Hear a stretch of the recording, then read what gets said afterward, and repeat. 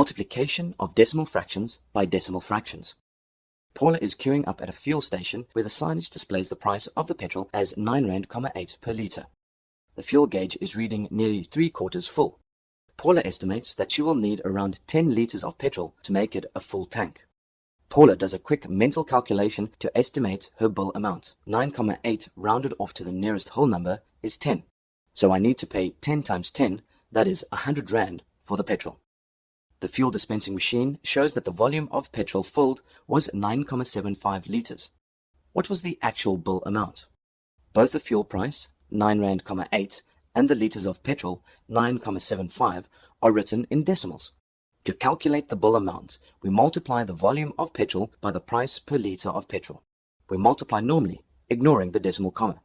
975 times 98 gives us 95550. We can count to 2 decimal places in 9,75 and 1 decimal place in 9,8. Hence, our answer will have 3 decimal places. Hence, the bill amount will be 95 Rand, 550, or 95 Rand, 55. The bill amount makes sense, as it is quite close to our estimated answer of 100 Rand. Remember, when we multiply a decimal fraction by another decimal fraction, it will have as many decimal places as 2 decimal fractions combined.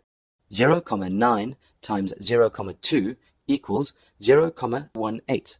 0,09 times 0,2 equals 0,018. 0,009 times 0,2 equals 0,0018. Need more help? Subscribe to our channel. Can't wait that long? Ask Maskly to help you and let the math finally start mathing.